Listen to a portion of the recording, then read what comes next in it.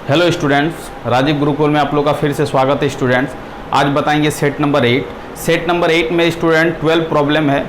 आइए आपका JSSC JE electrical engineering part B paper 1 previous year question paper का solution कर रहे हैं स्टूडेंट। ये आपका सिविल, मैकेनिकल और इलेक्ट्रिकल तीनों ब्रांच के लिए क्या है इंपॉर्टेंट है। तो प्रीवियस ईयर का 12 प्रॉब्लम लिए हैं। ये आपका प्रीवियस ईयर में ये प्रॉब्लम पूछा गया है, तो यहाँ का प्रॉब्लम का सॉल्यूशन भी देखेंगे स्टूडेंट और स्टेप बाय स्टेप कॉन्सेप्ट देखेंगे कि इस कॉन्सेप्ट पर आधारित यदि प्रॉब्लम आएगा तो हम एग्जाम हॉल में कैसे सॉल्विंग करेंगे। चलो स्टूडेंट, प्रॉब्लम नंबर 1 देखते हैं कि प्रॉब्लम नंबर 1 का सॉल्यूशन क्या होगा। क्या बोल रहा है, देखो चीज़ों को समझो, स्टेप बाय स्टेप समझो, उसके बाद इस प्रॉब्लम को सॉल्व करते हैं। दो हीटर है, rated at 1000 watt, 250 volt each are connected in series. मतलब 2 हीटर है student, each and every heater का जो पावर है 100 वाट है, उसका अक्रॉस जो वोल्टेज है 250 वोल्ट है। Each are connected in series. कैसा कनेक्टेड स्टूडेंट, सीरीज में कनेक्टेड है। Across a 250 volt 50 hertz AC main. मतलब जो आपका सप्लाई है 250 वोल्ट और 50 hertz AC main. The total power drawn from the supply would be dash watt. अब देखो स्टूडेंट, ये प्रॉब्लम को सॉल्विंग करते हैं। ये प्रॉब्लम बहुत ही इंपॉर्टेंट प्रॉब्लम है। इस प्रॉब्लम को कैसे सॉल्विंग करेंगे, तो आप ध्यान दो, इस प्रॉब्लम को हम सॉल्व कर रहे हैं। चलो अब ध्यान दो, इस प्रॉब्लम को कैसे सॉल्यूशन करेंगे स्टूडेंट, स्टेप बाय स्टेप। अब देखो 2 हीटर है, तो आपको मान लेते हैं कि ये आपका क्या है, ये आपका जस्ट लाइक दैट एक हीटर है, ठीक है। इसको आपको समझ लेना है, ये आपका क्या है, एक हीटर है, ठीक है। ये आपका एक हीटर है, ठीक है। यहाँ पर एक आपका हीटर है, 2 हीटर है। कनेक्टेड कैसा है आपका, कनेक्टेड कैसा है आपका, कैसा कनेक्टेड है आपका, सीरीज में कनेक्टेड है।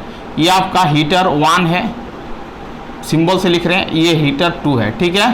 अब एक देखो यहाँ पर ये आपका वोल्टेज जो है आपका एसी वोल्टेज है, एसी सप्लाई दे रहे हैं। यहाँ पर कितना है आपका 250 क्या है वोल्ट है, और फ्रीक्वेंसी आपका क्या है 50 हर्ट्ज है, ठीक है। अब देखो यहाँ पर इस तरह करके कनेक्टेड है, ठीक है। चलो इस हीटर का जो पावर है वह दिया गया कितना 1000 वाट, ठीक है। इस हीटर का जो पावर दिया गया कितना दिया गया है 1000 वाट, ठीक है। इस हीटर के अक्रॉस में जो वोल्टेज दिया गया स्टूडेंट वो आपका दिया गया 250 वोल्ट, ठीक है। इस हीटर के अक्रॉस में जो वोल्टेज दिया गया वो आपका दिया गया 250 वोल्ट। चल यही वाला प्रॉब्लम बोल रहा है कि एक 2 हीटर है, सीरीज में कनेक्टेड है। पहला हीटर का जो पावर है 1000 वाट है, दूसरे हीटर का जो पावर है 1000 वाट है। इस हीटर के अक्रॉस में जो वोल्टेज है 250 है, इस हीटर के अक्रॉस में जो वोल्टेज है वो आपका क्या है स्टूडेंट 250 है। चलो आगे का प्रॉब्लम को देखते हैं, आगे का कॉन्सेप्ट समझते हैं। पावर निकालने बोल रहा है, पावर कैसे निकालेंगे, तो सबसे पहले हम डिटेल में बताते हैं, उसके बाद इसका फॉर्मूला बताएंगे स्टूडेंट, ठीक है। हीटर नंबर 1 का हम लोग पहले क्या करेंगे, रेजिस्टेंस निकालेंगे। तो पावर का फॉर्मूला होता है P = V² बटा क्या होता है R होता है। तो R = क्या हो जाएगा V² बटा क्या हो जाएगा P हो जाएगा। इसका मतलब इसका वोल्टेज स्टूडेंट क्या है, पहले इसका रेजिस्टेंस निकाल लेते हैं। इसका रेजिस्टेंस को हम लोग R1 मानते हैं और इसका रेजिस्टेंस को हम क्या मानते हैं R2 मानते हैं, ठीक है। अब देखो R1 का वैल्यू निकालने के लिए क्या करेंगे, V का स्क्वायर। इसका वोल्टेज कितना है 250 का क्या हो जाएगा स्क्वायर, मतलब 250 गुना क्या हो जाएगा 250, और पावर हो जाएगा आपका कितना हो जाएगा 1000। इसको कैंसिल करेंगे, इसको कैंसिल करेंगे, इसको कैंसिल करेंगे, इसको कैंसिल करेंगे। ये आएगा स्टूडेंट 625/10 मतलब 62.5 ओम आएगा। कितना आएगा 62.5, ठीक है स्टूडेंट। सिमिलर स्टाइल में ये आपका R1 निकल गया। सिमिलर स्टाइल में यदि R2 निकालोगे, इस हीटर का रेजिस्टेंस निकालोगे, तो V² बटा कितना हो जाएगा P हो जाएगा, V² बटा P हो जाएगा। V का वैल्यू यहाँ पर भी स्टूडेंट 250 गुना क्या हो जाएगा 250 और डिवाइडिंग बाई क्या हो जाएगा 1000, डिवाइडिंग बाई क्या हो जाएगा 1000। इसको सॉल्व करेंगे स्टूडेंट, ये कैंसिल, ये कैंसिल, ये कैंसिल, ये कैंसिल, ठीक है। 625/10 होगा 62 पॉइंट क्या होगा 5 होगा, 62.5 क्या होगा 5 होगा। इसका मतलब स्टूडेंट R1 भी निकल गया और R2 भी निकल गया। चलो अब देखो इसका R1 का वैल्यू निकला आपका 62.5 और R2 का वैल्यू भी निकला 62.5। तो इक्विवेलेंट रेजिस्टेंस क्या हो जाएगा, तो R इक्विवेलेंट क्या हो जाएगा R1 प्लस क्या हो जाएगा R2 हो जाएगा, R1 प्लस क्या हो जाएगा R2 हो जाएगा। चलो स्टूडेंट इसको ऐड करते हैं तो आपका क्या हो जाएगा, आपका हो जाएगा 125। कितना हो जाएगा 125, कितना हो जाएगा 125 ओम आएगा। ठीक है, इक्विवेलेंट रेजिस्टेंस निकल गया। चलो अब देखो, अब आपका पावर इक्विवेलेंट निकालना है। तो पावर इक्विवेलेंट वही होगा आपका, पावर इक्विवेलेंट पूछ रहा है कितना, टोटल पावर पूछ रहा है, मतलब पावर इक्विवेलेंट पूछ रहा है। तो पावर इक्विवेलेंट का फॉर्मूला होगा student, power is equivalent is equal to V square बटा क्या होगा, R होगा। चलो R इक्विवेलेंट होगा, V जो सप्लाई दिया गया स्टूडेंट क्या दिया गया 250, मतलब 250 गुना क्या करेंगे 250 डिवाइडिंग बाई R इक्विवेलेंट निकाल चुके, कितना निकाल चुके हैं 125। कैंसिल करेंगे स्टूडेंट 5 से सॉरी 25 से, 25 पचे 125 होता। अब 25 10 से कितना होता है 25 10 से कितना होता है 250 होता है। इसको काटेंगे स्टूडेंट तो 25 25 50 आ जाएगा। 50 और 10 को गुना करेंगे तो आंसर आएगा 500 वाट। आंसर क्या आएगा 500 वाट आएगा। आंसर कितना आएगा 500 वाट आएगा। मतलब इस प्रॉब्लम का जो आंसर होगा स्टूडेंट वो आपका क्या होगा 500 वाट होगा। कितना होगा 500 वाट होगा। अब देखो ये प्रॉब्लम का डायरेक्ट आंसर क्या होगा उसको देखते हैं। ये तो आपका बेसिक फॉर्मूला है। एक आपका क्या है सप्लाई है, एसी सप्लाई है, ये हीटर 1 है, ये हीटर 2 है। इस हीटर के अक्रॉस में जो वोल्टेज दिया गया 250, उसका जो पावर है 1000 है, इसका पावर 1000 है, इसका वोल्टेज 250 है अकॉर्डिंग टू क्वेश्चन। इसके अक्रॉस में, ये दो डाटा के अक्रॉस में R1 का वैल्यू निकालेंगे। R1 is equal to V square बटा P होगा। V का वैल्यू आपका 250 का स्क्वायर डिवाइडिंग बाई 1000, सॉल्व करेंगे 62.5। R2 का वैल्यू हो जाएगा, R2 का वैल्यू हो जाएगा V स्क्वायर 250 का स्क्वायर डिवाइडिंग बाई 1000, सॉल्व करेंगे 62.5। ये R1 और R2 कैसा कनेक्शन है, सीरीज कनेक्शन है। R1 और R2 का वैल्यू निकला 62.5, दोनों को ऐड करेंगे 125 आएगा। इसका मतलब R इक्विवेलेंट निकल चुका 125। इसके अक्रॉस में पावर निकालेंगे तो P इक्वल टू क्या होगा, P equal to V square dividing by R equivalent. V square का वैल्यू कितना हो जाएगा 250 का square dividing by R equivalent. R equivalent निकला है 125। इसका मतलब स्टूडेंट इसका क्या हो जाएगा, आपका पावर जो कैलकुलेशन करके आएगा वो क्या आएगा 500 वाट आएगा। क्या होगा 500 वाट होगा। तो ये प्रॉब्लम का जो आंसर होगा वो आपका क्या होगा 500 वाट होगा। क्या होगा 500 वाट होगा। चलो आप देखो इस प्रॉब्लम को यदि डायरेक्ट सॉल्व करना चाहते हो तो एक बेसिक प्रॉब्लम है, बेसिक फॉर्मूला है। वो फॉर्मूला क्या है, यदि आपका ये 250 वोल्ट का सप्लाई है और इसके अक्रॉस भी 250 और इसके अक्रॉस भी यदि 250 हो, तीनों डाटा यदि इक्वल हो जाए तो डायरेक्ट इसका एक फॉर्मूला होता है। वो फॉर्मूला को हम लोग यदि याद रखेंगे तो 1 सेकंड में ये प्रॉब्लम हो जाएगा सॉल्व। चलो देखो, जब इस तरह रहे और पावर कैलकुलेट करने के लिए बोले और दो हीटर सीरीज में कनेक्टेड हो और इसका पावर आपका दिया गया है 1000, तो यदि आपका पावर सीरीज में कनेक्टेड हो, पावर कैसा, पावर यदि सीरीज में इक्विवेलेंट निकालने के लिए बोले, कैसा कनेक्टेड है हीटर सीरीज में, तो पावर इक्विवेलेंट जो होगा स्टूडेंट, पावर इक्विवेलेंट जो होगा वो आपका क्या होगा P1 गुना क्या होगा P2 डिवाइडिंग बाई क्या होगा P1 प्लस क्या होगा P2 होगा। कब सीरीज में कनेक्शन बोले, क्या कनेक्शन बोले, सीरीज कनेक्शन बोले, तो इक्विवेलेंट का फॉर्मूला ये होगा P1 Guna P2 dividing by P1 plus P2। चलो आप देखो दोनों हीटर का पावर कितना दिया गया है 1000, कितना, 2 हीटर रेटेड 1000 वाट ईच, मतलब एक का 1000 दूसरे का भी 1000। चलो 1000 गुना 1000 करेंगे तो आपका क्या हो जाएगा 1000 गुना 1000 और डिवाइडिंग बाई क्या करेंगे 1000 प्लस 1000 हो जाएगा आपका 2000। इसको कैंसिल करेंगे स्टूडेंट, देखो यहां से भी कैलकुलेशन करके आपका क्या हो रहा है 500 वाट आ रहा है। क्या आ रहा है 500 वाट आ रहा है। इसका मतलब है आप इस कॉन्सेप्ट का इंप्लीमेंट करके भी आंसर आप 500 वाट ला सकते हो। देखो यहां पर भी 500 वाट आ रहा है, यहां पर भी 500 वाट आ रहा है, बट इतना कैलकुलेशन करने के बाद ये 500 वाट आ रहा है और ये डायरेक्ट फॉर्मूला होता है। ये फॉर्मूला आपको पता रहेगा तो डायरेक्ट क्या कर लोगे 500 वाट कर लोगे। यही स्टूडेंट यदि यही प्रॉब्लम रहता और कनेक्शन आपका पैरेलल होता है तो पैरेलल होने पर क्या होगा, तो पैरेलल का अलग फॉर्मूला होता है, उसका क्या होगा, उसका फॉर्मूला को आपको क्या करना होगा, नोट डाउन करना होगा। अब देखो यदि ये सीरीज में कनेक्टेड है, यदि ये पैरेलल में कनेक्टेड होता आप तो नोट कर लिए होंगे स्टूडेंट। अब देखो यदि ये आपका ये आपका पैरेलल में कनेक्टेड होता तो इसका प्रॉब्लम का आंसर क्या होता, उसको आपको क्या करना है, नोट करना, उसको आपको क्या करना है,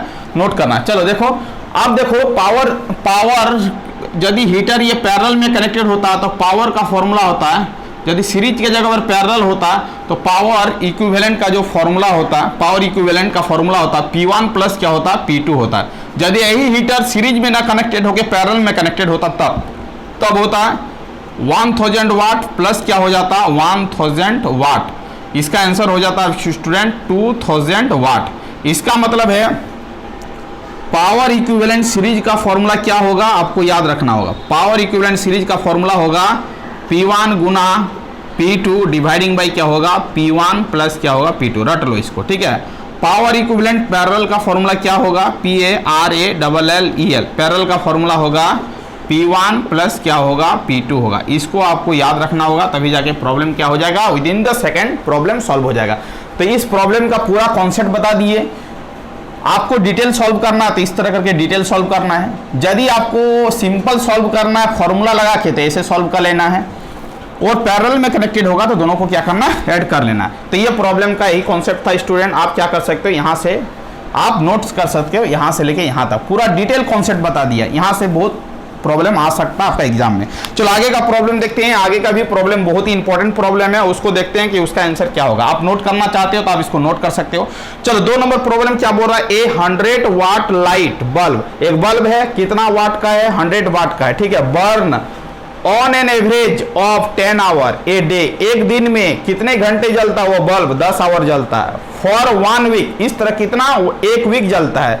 the weekly consumption of energy will be, मतलब एक सप्ते में ये बल्ब कितना एनर्जी को कंजम्पशन करेगा, वही आपसे पूछ रहा है प्रॉब्लम। चलो ये बहुत इंपॉर्टेंट प्रॉब्लम है, इसको भी देखते हैं, इसका कॉन्सेप्ट समझते हैं, उसके बाद इस प्रॉब्लम को सॉल्व करेंगे। इस प्रॉब्लम से आपका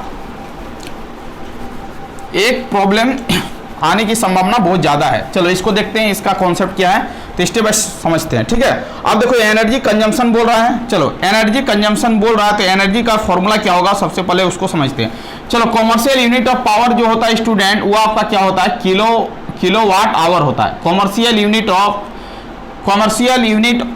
एनर्जी, एनर्जी का जो यूनिट होता है किलोवाट आवर होता है, ठीक है। तो किलोवाट आवर को यदि कन्वर्ट करना चाहेंगे तो 1 kilowatt is equal to 1000 watt होगा, और 1 आवर इक्वल टू क्या हो जाएगा, 3600 सेकेंड आ जाएगा। इसको ही गुना करेंगे तो ये आपको क्या देगा, जूल देगा, क्या देगा, जूल देगा, ठीक है। किलोवाट आवर किसका एनर्जी है, commercial unit of energy, commercial unit of energy, commercial unit of energy क्या होगा, किलोवाट आवर होगा। इसको यदि जूल में कन्वर्ट करेंगे तो क्या हो जाएगा, 36 गुना 10 के पावर 5 जूल हो जाएगा। इसी को मॉडिफाइड करके लिखेंगे तो 3.6 गुना क्या हो जाएगा, 10 के पावर 6 जूल हो जाएगा। इसका मतलब आपसे पूछेगा कि 1 kilowatt hour is equal to how much joule, तो आपको बोलना है 3.6 गुना 10 के पावर 6 जूल, या और करके लिखेगा 36 गुना 10 के पावर 5 जूल। दोनों आंसर आपका राइट होगा अकॉर्डिंग टू ऑप्शन। चलो 1 kilowatt hour is equal to 3.6 गुना 10 के पावर 6 जूल और 36 गुना 10 के पावर 5 जूल होता है। 1 किलोवाट आवर, इसी को बोलते हैं 1 यूनिट। क्या बोलते हैं, 1 यूनिट। इसका मतलब 1 यूनिट में कितना एनर्जी कंजम्पशन हो रहा है, 3.6 गुना 10 के पावर 6 जूल बोल सकते हो, या तो बोल सकते हैं 36 गुना 10 के पावर क्या बोल सकते हैं, 5 जूल। इसको आपको रट्टा मारना है, ठीक है। चलो आगे क्या चलते हैं, आगे का कॉन्सेप्ट समझते हैं, ठीक है। अब देखो, अब यहाँ पर देखो कि इसका पहले, अब इसका एनर्जी को निकालना है। एनर्जी कैसे निकलेगा, तो energy is equal, power is equal to क्या होता है, एनर्जी पर यूनिट क्या होता है, टाइम होता है। एनर्जी पर यूनिट टाइम होता है, ठीक है। अब देखो पावर कितना है आपका, 100 वाट है। एनर्जी ई हो जाएगा, और टाइम कितना दिया गया, 10 आवर, ठीक है। एनर्जी निकाल लेते हैं तो 100 और 10 आवर, 10 को गुना करेंगे आवर, 1 आवर में कितना घंटा होता है, 3600 घंटा होता है। कितना, सॉरी 1 आवर में कितना सेकंड होता है, 3600 सेकंड होता है। 10 आवर है तो 10 गुना 3600 सेकंड एनर्जी आ जाएगा, ठीक है। एनर्जी कितना हो जाएगा, 36, इसको गुना कर लो, 1 2 3 4 5, 10 के पावर क्या हो जाएगा, 5 जूल हो जाएगा। इसका मतलब एनर्जी कितना हो गया स्टूडेंट, 36 गुना 10 के पावर 5 जूल, 36 गुना 10 के पावर 5 जूल एनर्जी आ गया। चल ठीक है, इतना जूल हो गया। अब देख इतना जूल, अब देख 1 यूनिट जूल। अब देख यहाँ पर बोल रहा क्या, the weekly consumption of energy. ये तो आपका निकला 1 दिन का निकला, बट एक आपको एनर्जी निकालना 7 दिन का, 7 दिन का निकालना। 1 दिन का निकला, 1 दिन में 10 घंटा चलता है, बट 7 दिन का निकालना है तो 7 गुना क्या हो जाएगा, 36 गुना 10 के पावर 5 जूल हो जाएगा। कितना हो जाएगा, जूल हो जाएगा। ठीक है, अब देख यहां पर समझने का कोशिश कर। अब देख यहां पर अब यूनिट में निकालने बोल रहा है, तो अब देख 36 गुना 36 गुना 10 के power 5 joule is equal to कितना यूनिट होता है? 1 यूनिट होता है। 1 यूनिट होता है। कितना यूनिट होता है? 1 यूनिट। इसका मतलब 1 जूल बराबर कितना हो जाएगा बता तो 1 डिवाइडिंग बाय 36 गुना 10 के पावर 5 जूल हो जाएगा। इसका मतलब है आपसे कितना एनर्जी पूछ रहा है? 7 गुना 36 गुना 10 के पावर 5 जूल बराबर कितना एनर्जी होगा? इस कितना यूनिट होगा? तो 1 डिवाइडिंग बाय 36 गुना 10 के पावर 5 और गुना 7 गुना 36 गुना 10 के पावर क्या हो जाएगा? 5 हो जाएगा। ये कटा, ये कटा, ये कटा, ये कटा। इसका मतलब यूनिट कितना होगा स्टूडेंट? 7 यूनिट होगा। इसका मतलब है यदि बल्ब 100 वाट का बल्ब है और आपका डेली 10 घंटा जल रहा है तो एक 1 वीक में कितना होता है? 7 दिन होता है। तो इतना एनर्जी मतलब 7 दिन में वो आपका पूरा इतना एनर्जी वो बल्ब क्या करेगा? कंजम्पशन करेगा। उसके बाद बताओ कि एक सप्ताह में वो बल्ब कितना यूनिट आपका पावर उठाएगा? तो वो आपका 7 यूनिट होगा। ये आपका सॉल्व कर लेना है एक मेथड से, तो आप यहां से सॉल्व कर सकते हो। तो इसका मतलब है ये बेहतरीन प्रॉब्लम था। आपको याद कर लेना है कि एनर्जी इतना निकला है। जब एनर्जी एक दिन का इतना निकला है तो 7 दिन का कितना होगा? तो 7 दिन का इतना हो जाएगा। 7 से गुना कर लेंगे, ठीक है। 36 गुना 10 के power 5 joule equal to 1 unit होता है। 1 जूल बराबर 1 बटा इतना यूनिट होगा।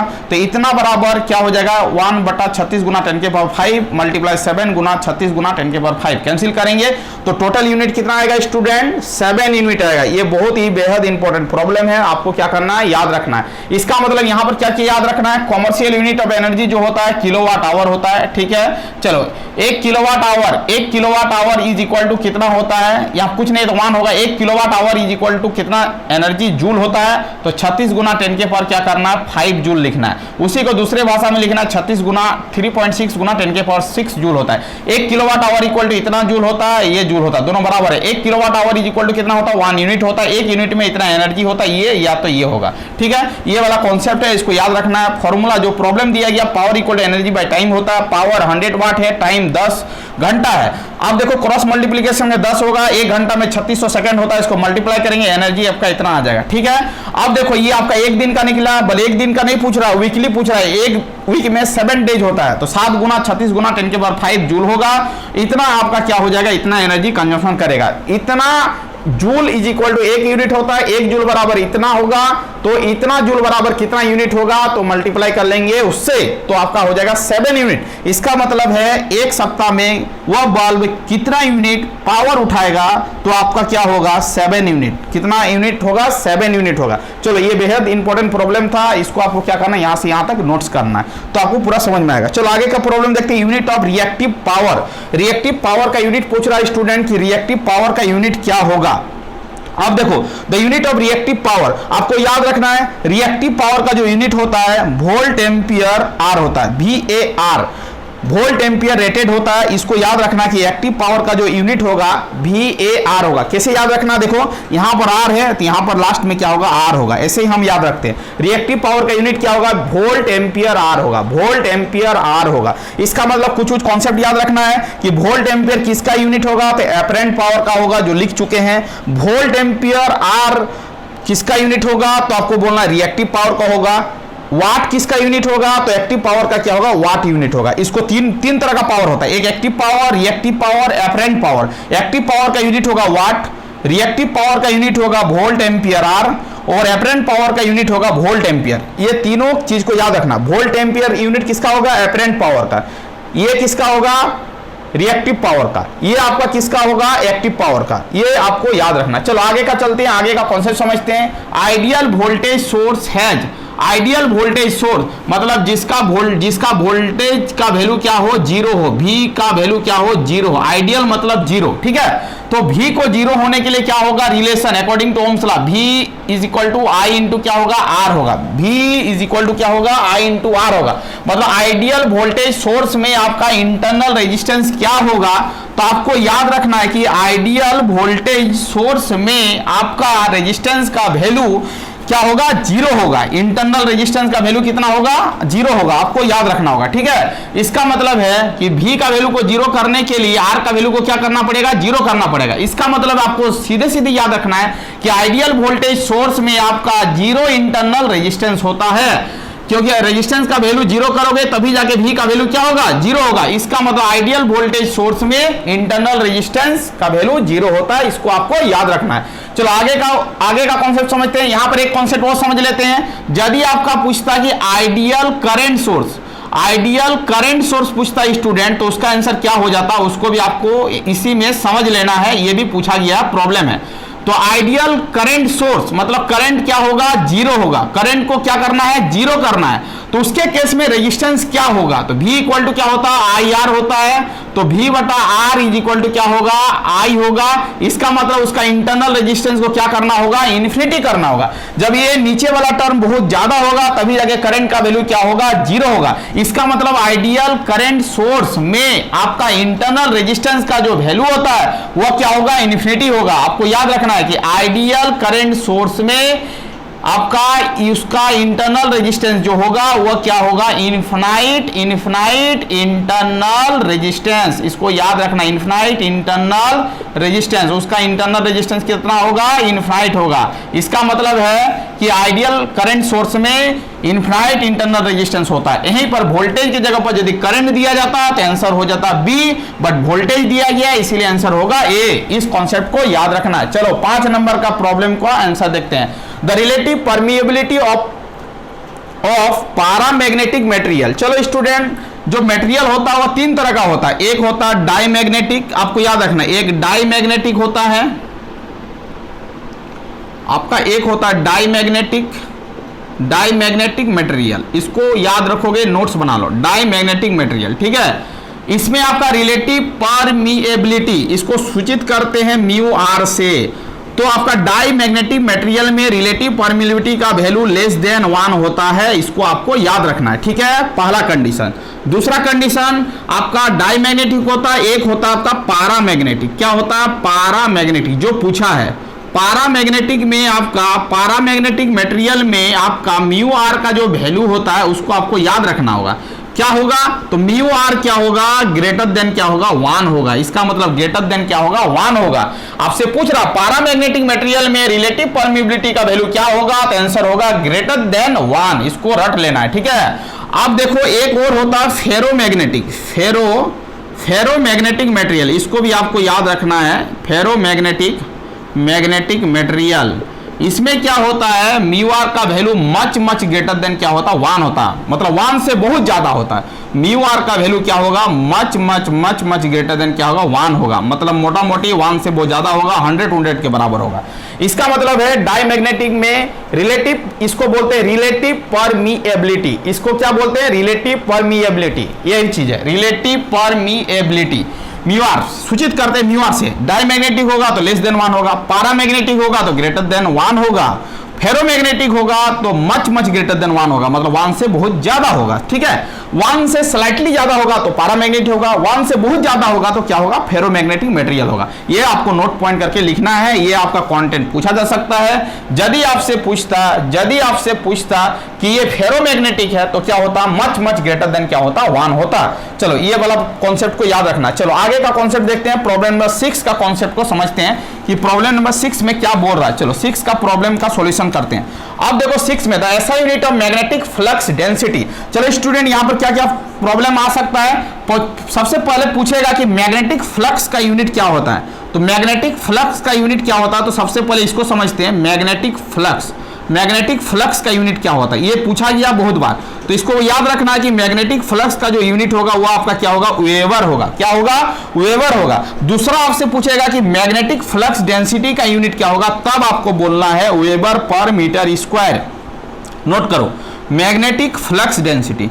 यदि आपसे पूछे मैग्नेटिक फ्लक्स डेंसिटी जो पूछा है उसका यूनिट पूछा कि मैग्नेटिक फ्लक्स डेंसिटी का यूनिट क्या होगा, तो आपको बोलना वेबर पर मीटर स्क्वायर, ठीक है। Weber per metre square, magnetic flux density का जो यूनिट होगा वेबर पर मीटर स्क्वायर। अब वेबर पर मीटर स्क्वायर को ही बराबर बोलते हैं टेस्ला। क्या बोलते हैं? टेस्ला। क्या बोलते हैं? टेस्ला। इसका मतलब है मैग्नेटिक फ्लक्स का यूनिट होगा वेबर, मैग्नेटिक फ्लक्स डेंसिटी का यूनिट होगा वेबर पर मीटर स्क्वायर। यदि ये नहीं दिया जाएगा तो ये क्या होगा? टेस्ला के बराबर होगा। इसका मतलब इसका आंसर हो जाएगा स्टूडेंट बी। चलो आगे का चलते हैं, आगे का कॉन्सेप्ट को समझते हैं। अब देखो leakage flux per unit current is called, पिछले क्लास में बता चुके, जब इंडक्टेंस पढ़ा रहे थे तो एक फॉर्मूला लिखाए थे। क्या फॉर्मूला लिखाए थे? कि L इज इक्वल टू होता है N∅/I। क्या बोले थे? L is equal to N∅/I। चलो ये आपका आंसर कितना होगा? 7 का होगा। ठीक है, अब देखो नंबर ऑफ टर्न्स नहीं दिया गया है। चलो अब वाला flux per unit current is called, क्या होगा? फ्लक्स, फाई का मतलब क्या होगा? Flux per unit current. Number of turns को 1 मान लेंगे, N का वैल्यू यदि 1 मान लेंगे, ठीक है, तो L का वैल्यू क्या हो जाएगा? 5 बटा क्या हो जाएगा?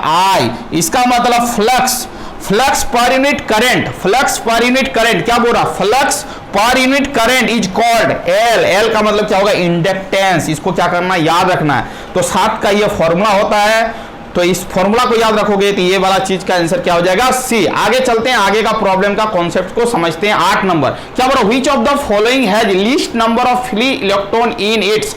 बोल रहा कि फ्री इलेक्ट्रॉन सबसे कम किसमें पाया जाता है? देखो स्टूडेंट, किसी भी कंडक्टर में इलेक्ट्रिसिटी पास करने के लिए आपका क्या होना चाहिए? फ्री इलेक्ट्रॉन होना चाहिए। जितना फ्री इलेक्ट्रॉन रहेगा उतना ही क्या होगा? करंट ज्यादा स्पीड में क्या करेगा? पास करेगा।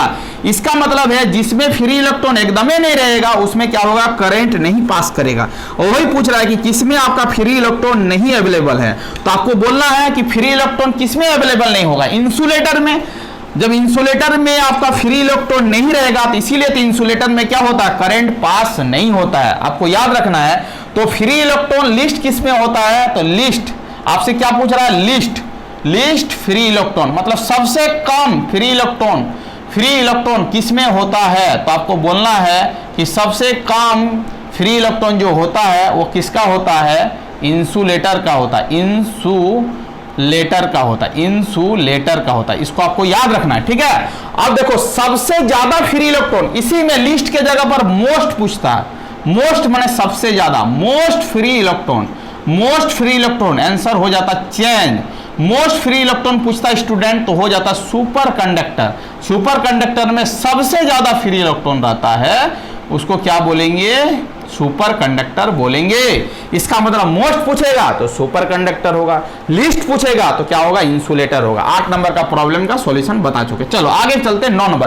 Which of the following is a trivalent. Trivalent का मतलब स्टूडेंट जिसके बाहरी कक्षा में 3 इलेक्ट्रॉन हो, उसी को क्या बोलते हैं? ट्राइवेलेंट बोलते हैं। इसका मतलब है बोरोन, एल्युमिनियम और इंडियम, इसके तीनों के आपका बाहरी कक्षा में कितना होता है? 3 इलेक्ट्रॉन होता है। जैसे बोरोन का क्या होता है? 5, इसको ब्रेक करेंगे तो क्या होगा? 2, 8, 10, सॉरी 2, 5 है ना, तो 2 और क्या होगा? 3 होगा।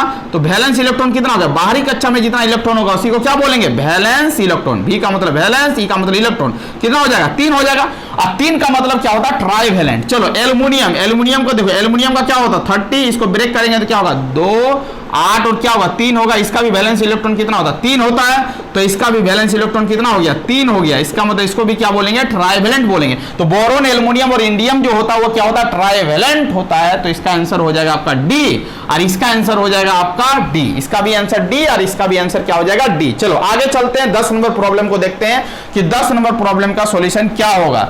The germanium crystal behave as insulator as. जब आपका जर्मेनियम क्रिस्टल कब बिहेव करेगा? इंसुलेटर की तरह। तो आपको याद रखना होगा कि germanium crystal behave as an insulator, क्या होगा आंसर आपका? 0 केल्विन। मतलब 0 केल्विन में जर्मेनियम का जो क्रिस्टल है वो कैसा बिहेव करेगा? इंसुलेटर की तरह बिहेव करेगा, क्योंकि 0 केल्विन में आपका क्या होगा? वह बॉन्ड ब्रेक नहीं करेगा। जब तक बॉन्ड ब्रेक नहीं करेगा तो इलेक्ट्रॉन फ्री नहीं होगा। जब तक इलेक्ट्रॉन फ्री नहीं होगा तब तक उसमें इलेक्ट्रॉन फ्री नहीं होगा तो करंट का पासिंग नहीं होगा, करंट कंडक्शन नहीं होगा। इसका मतलब है कि 0 डिग्री केल्विन में जर्मेनियम का क्रिस्टल कैसा बिहेव करता है? इंसुलेटर की तरह। इसको याद रखना है। ठीक है, which of the following are in mobile, immobile मतलब जो ऐसा, कौन ऐसा चीज है जो इमोबाइल मतलब मूव नहीं करता, फिक्स रहता है, स्थिर रहता है। आयन क्या होता है, फिक्स नहीं होता है, इमोबाइल आयन होता है। इमोबाइल आयन मतलब मूव नहीं कर सकता, मोबाइल का मतलब मूव, इमोबाइल का मतलब मूव नहीं करना, मतलब आयन क्या करता है, मूव नहीं होता, फिक्स होता है। तो इसका मतलब 11 का आंसर क्या हो जाएगा, सी आयन हो जाएगा। चलो लास्ट वाला प्रॉब्लम देखते हैं। 11 का आंसर क्या हो जाएगा, 11 का आंसर क्या हो जाएगा, 11 का आंसर हो जाएगा सी हो जाएगा आयंस, ठीक है। और 12 लास्ट वाला प्रॉब्लम देखते हैं, बेहद इंपॉर्टेंट है, इससे कॉन्सेप्ट लेके जाते हैं, ठीक है। Valence electron of phosphorus and silicon, तो फास्फोरस का एटॉमिक नंबर होता है 15, इसको ब्रेक करेंगे तो क्या हो जाएगा 2, 8, 10, 5 क्या हो जाएगा 15।